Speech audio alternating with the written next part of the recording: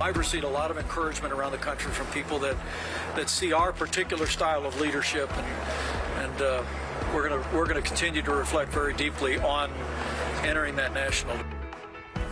That's former Vice President Mike Pence yesterday teasing a potential presidential run, suggesting that Republican voters want to see him run for president in 2024. We should note that comes along a Monmouth University survey that showed Pence's likability among GOP voters slipped over the last month, down from 55% in February 2023 to 42% in March. And according to our next guest, a focus group of Republican voters also had some harsh words for the former vice president. Their views are part of this Atlantic story. The headline is, quote, "Nobody likes Mike Pence." One voter of the 34 that were surveyed commenting, "I don't care for him. He's just middle of the road to me. If there was someone halfway better, I would not vote for him." And, quote, "He's only going to get the vote from his family, and I'm not even sure if they like him." Oof. In a statement to CNN, a spokesperson for Pence pushed back heavily on the story and those harsh quotes there, saying, quote, "Mike Pence has spent the last 2 years traveling to more than 30 states, campaigning for dozens of candidates and listening to potential voters. Those interactions have been incredibly positive and encouraging, and we place more value in those experiences than a focus group conducted by disgruntled former Republicans, paid for by an anti-Republican group, and essentially leaked to The Atlantic, which recently declared that the GOP is just obnoxious. Do people even try to hide their ulterior motives anymore?" Once again, that is a statement coming from Pence's team. Also joining us now is McKay Coppins, who is the staff writer for The Atlantic, who observed the focus group, has these quotes, experienced these voters. And McKay, I just want to note quickly, because of what's alluded to in that statement there, the focus groups and the cost of them are split between the Bulwark and the Republican Accountability Project. Those are two anti-Trump organizations that she's affiliated with. You note that in your story. So you do put all that background there.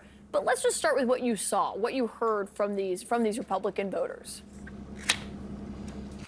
Yeah, it was really interesting. You know, the Republicans that I listened to, and there was actually several focus groups, they all rejected the idea of a Mike Pence candidacy with a couple exceptions, and for all different reasons. So strong Trump supporters were alienated by Pence because of his refusal to obstruct the certification of the electoral votes on January 6th. Less Trump-inclined Republicans said that they felt Pence was tarnished by his time in the administration. All of the Republicans suggested in one way or another that they felt Pence was weak or lacked conviction. And just to give you one data point, of the 34 Republicans across 4 focus groups that I heard discuss Pence's prospective candidacy, only 4 said they would even consider Pence as president, and 2 of them immediately started to backpedal after initially indicating interest. That you sort of answered the next question that I had, McKay, and that is the Trump administration, or the affiliation with Trump, has damaged him, and being with the administration, being, you know, a loyal soldier, but then at the end not doing what Trump wanted him to do and overturn the election. It is hurting him on 2 different fronts. It's a tough thing for him to have to navigate. Yeah, that's right. And a number of voters pointed this out. They said, look, whatever you think of Trump, nobody that I know likes Mike Pence. You know, what one voter actually said, he has no constituency. It's over. It's retirement time. And I think that reflected kind of the consensus view of him. Mm-hmm. What was especially interesting is there was one group I listened to consisted entirely of conservative evangelical Christians who presumably might like Mike Pence's persona, which is rooted in the religious right. Even all of them rejected Pence as a prospective candidate, saying that either that he was too weak or that he was, you know, not a fighter. In many cases, they noted that he was a nice guy, strong, you know, an honest, decent guy in their view, but that didn't make him necessarily a good presidential candidate. Honest, decent guy doesn't make a good presidential candidate. That's really telling in and of itself.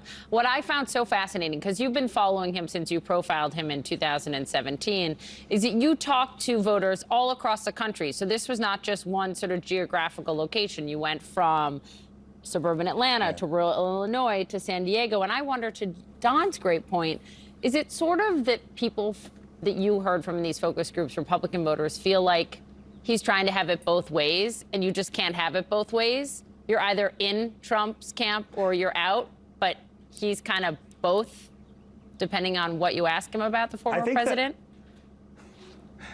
I think that's right. I think this was the fundamental miscalculation that Mike Pence made, right? He thought that by being incredibly loyal, incredibly willing to cover for Trump, to defend Trump, to offer fawning praise of Trump throughout his presidency, he would win goodwill with the Trump base.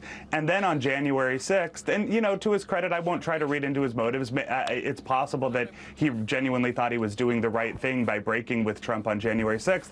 But he did it so late that he didn't win that much credit from the less MAGA-inclined Republicans either. And so I think all of these Republicans, regardless of where they are on the kind of ideological spectrum or where they are on Trump, all of them sensed opportunism when they saw Pence. And, you know, voters just don't like that. They want a candidate who they think is following his gut and doing what he thinks is right, and they don't see that when they look at Mike Pence. Yeah, I think it remains to be seen. I mean, we have to see the full shape of the 2024 field and see He's what not voters... even officially running it. Well, yeah, he's not officially running yet. See what voters That's right. decide. Obviously, Sorry. I want to get to the DeSantis yeah, go stuff for it, go for it. because obviously Pence is dealing with that loyalty to Trump, navigating that. So are people like Governor DeSantis, and he is speaking out in his most wide-ranging criticism we have seen of Trump yet. He responded to some of the nicknames that Trump gave him. What is your favourite nickname that Trump's given you so far? Is it Ron DeSanctimonious or Meatball Ron? Well, I can't. I think even he went off Meatball Ron. But I can't. I don't know how to spell DeSanctimonious. I don't really know what it means, but I kind of like. It's long. It's got a lot of vowels. I mean, so we go with that. That's fine. You know, you can call me whatever you want. I mean, just as long as you also call me a winner. Mike, what do you make of that, and also him going after talking about Trump's character, his leadership, and the direct criticisms we're seeing?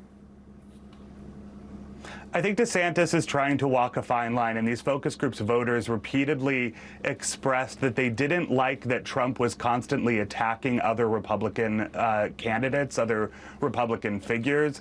They want party loyalty, they want party solidarity, and they liked that DeSantis has managed to avoid being in the fray with Trump. So I think if he's going to end up running against Trump, he's going to have to draw that contrast. But I think he's wise to try to avoid wading into that fray this early. Yeah. All right, McKay Coppins, thank you so much for joining us this morning. Thank you very much for that.